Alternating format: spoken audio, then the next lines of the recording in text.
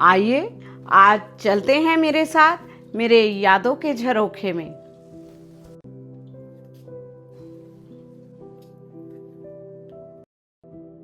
आओ हम चलते हैं यादों के झरोखे में। कुछ यादें हैं इसमें, कुछ वादे हैं इसमें। आओ हम चलते हैं यादों के झरोखे में।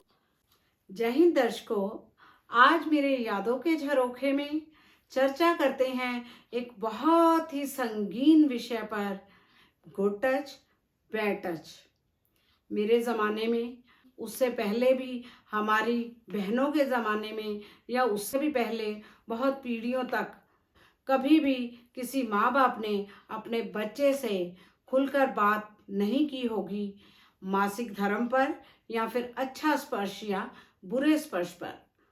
अगर ये बातचीत की जाती तो ये जो समाज में घटनाएं हो रही हैं, इनकी गिनती बहुत कम या फिर ना के बराबर होती। कभी नहीं बताया गया कि मासिक धर्म क्या होता है। बहनों से पूछते पूछाते पता चला कि मासिक धर्म क्या होता है, क्या करना है। और इसी तरह गुड टच और बैड टच के बारे में भी हमारे परिवार वाले इतने खुले विचारों के थे कि किसी भी धर्म को मानने की आज्ञा थी, उसकी स्तुति करने की, उसकी इंस्टीट्यूशन में जाने की।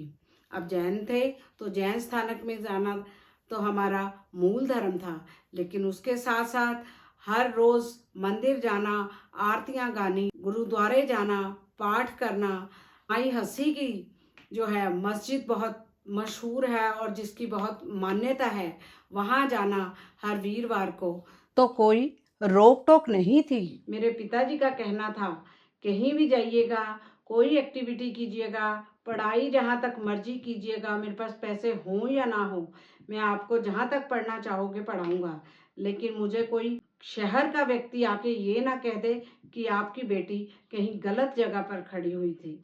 तो उसने झूठ भी बोला तो मैं उसको सच मानूंगा, तो मुझे कभी ऐसा मौका ना देना। तो हम भी अपने माँ बाप के उसी प्रकार विश्वास पात्र बने रहे जिस प्रकार की उन्होंने कहा था।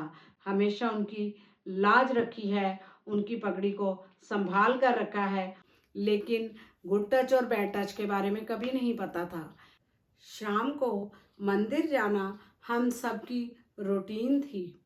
एक बार आंगन की सभी लड़कियों के साथ मैं भी मंदिर गई और अभी सब चप्पलें ही उतार रहे थे कि मैं बड़ी फुर्ती के साथ छलांगे लगाती हुई सीढ़ियां चढ़कर ऊपर पहुंच गई। हमें मालूम नहीं था कि वहां पर ढोंगी बाबा बैठे हैं, तो उन्होंने मेरे ऊपर पहुंचते ही मुझे इशारे से अंदर बुलाया और कमरे में कुंडी लगा ली। तब तक मुल्लू भैया जो मंडी में रहते थे, उनकी आमद की आहट सुनकर ढोंगी बाबा ने मुझे कमरे से फट से निकाल दिया। इतने में सभी हाथ पैर धोकर बहनें पहुंच गई। तभी मैंने बड़े सच्चे मन से उनको बताया कि अभी महात्मा जी ने मेरे को अंदर कुंडी लगा ली थी। मुझे इसका कोई मायना नहीं पता था, गुड टच बैड का तो मुझे बिल्कुल आभास भी नहीं था। यही बात घर जाकर जब पहुंची, सब ताई, चाची, मम्मी और आंगन की सभी महिलाओं को जब पता चली, तब उन्होंने हम सबका मंदिर आना जाना बंद कर दिया। अगली सुबह सूरज निकलने से पहले ही ढोंगी बाबा मंदिर छोड़कर जा चुके थे। सबने राहत की सांस तो ली होगी, लेकिन उस कपटी पुरुष के व्यवहार के कारण हम सब लड़कियों की धार्मिक आस्था को एक धक्का पहुंचा। तो आज मैं ये वाक्य आपके साथ साझा कर रही हूँ, वो आमिर खान की वजह से है, क्योंकि उनका सत्यमेव जयते प्रोग्राम ने मुझमें ये ताकत भरी है। तो इसी प्रकार मैं कहूँगी कि दूरदर्शन चैनलों को भी इस विषय पर, गुड टच बैड टच पर बहुत सारे प्रोग्राम जागरूकता के रूप में लॉन्च करने चाहिए, ताकि लड़के और लड़कियों को यौन शोषण से, यौन उत्पीड़न से बचाया जा सके। जो लड़कियां आज रेप के चंगुल में फंस जाती हैं, तो उनका कोई कसूर नहीं होता। बिना कसूर के समाज में उन्हें बदनामी का सामना भी करना पड़ता है। तो इस तरह आज के समाज में बदलाव है। माँ बाप बच्चों से खुलकर बात करते हैं, मासिक धर्म के बारे में और गुड टच बैड टच के बारे में भी। यहाँ तक कि स्कूली शिक्षा में भी, सिलेबस में भी इसे शामिल किया गया है। एक अध्यापिका होने के नाते मैं अपनी कक्षाओं में इस विषय पर पूरा जोर देकर बच्चों को ये बात समझाती हूँ, ताकि और उन्हें निडर बनाने की कोशिश करती हूँ कि अगर आपके साथ कहीं थोड़ा सा भी कहीं आपको लगता है कि गलत हो रहा है या गलत होने की संभावना है, तो उसको आप तभी के तभी अपने माताजी से शेयर कीजिए, अपनी सहेलियों से, अपने अध्यापकों से शेयर कीजिए।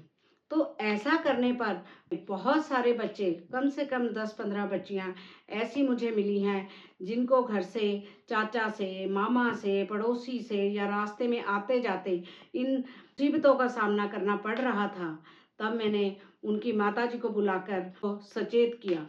तो बहुत सी लड़कियों का ऐसे मेरी तरह ही जैसे मुझे परमात्मा ने बचाया, तो उसी तरह मुझे लगता है कि मैं इन बच्चों की जितनी मदद कर सकूं तो बहुत अच्छा रहेगा। तो समाज में मैं अध्यापकों और माता पिता दोनों को कहूँगी कि अपनी बच्चियों को इस बात के लिए एजुकेट कीजिए। उसके साथ साथ ये कहना कभी नहीं भूलूंगी, बेटी बढ़ाओ तो सुना है आपने, लेकिन बेटा पढ़ाओ, बेटी बचाओ, ये नारा जो है मैं समाज को देना चाहती हूँ।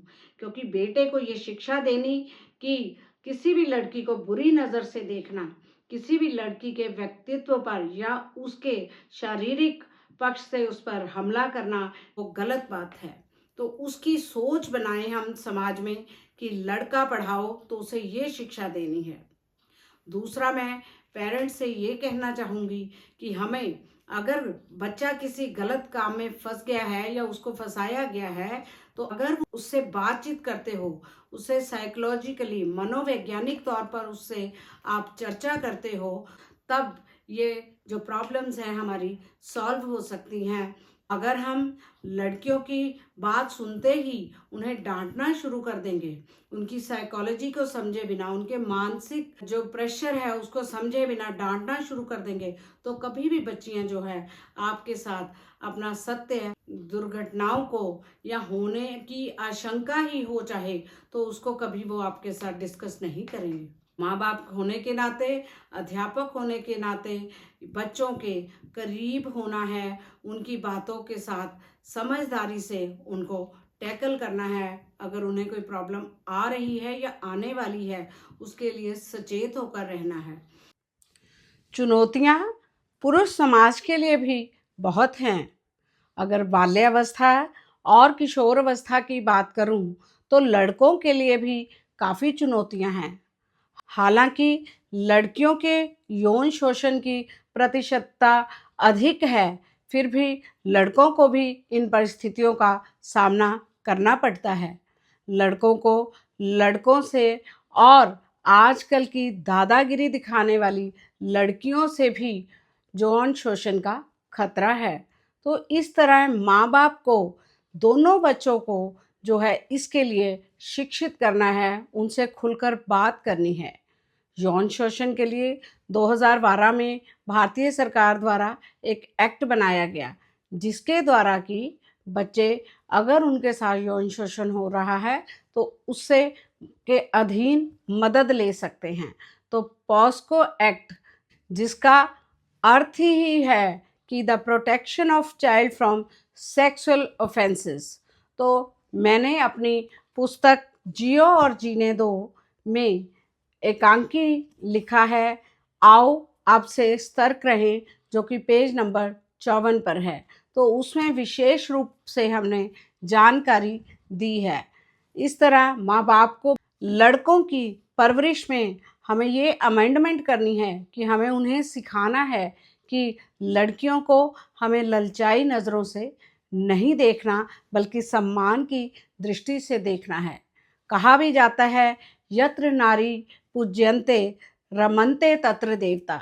तो जहाँ नारियों का सम्मान होगा जिस समाज में, वहाँ ही देवता जो है रमन करेंगे, आएंगे। तो अगर हमें उत्कृष्ट समाज बनाना है तो हमें बच्चों को मानसिक, शारीरिक, भावनात्मक और साइकोलॉजिकल जो है, हमें उन बच्चों को स्ट्रांग बनाना है ताकि बच्चे को कोई बुरी नज़र से ना देख सके, और अगर कोई देखे तो बच्चे उसको भांप सकें और अभिभावकों, अध्यापकों, बड़ों से बात करने में हिचकिचाए नहीं। इसलिए बेटी बेटे दोनों को अच्छे संस्कार, मॉरल वैल्यूज़ देकर बेटी बेटे को बचा सकते हैं। कहने का भाव है कि बेटी को लड़के से खतरा नहीं होगा, बेटे को लड़कों से खतरा नहीं होगा, और बेटे को लड़कियों से भी खतरा नहीं होगा। इसलिए बेटी बेटा पढ़ाओ, बेटी बेटा बचाओ। बेटा बेटी सुरक्षित होंगे तो समाज को उत्थान की तरफ लेके जाने के लिए हम सबका संकल्प होना चाहिए। आज के मेरे यादों के झरोखे में इतना ही। अगली बार मेरे सदाबहार शौक कौन कौन से हैं लेकर हाजिर होंगी। धन्यवाद।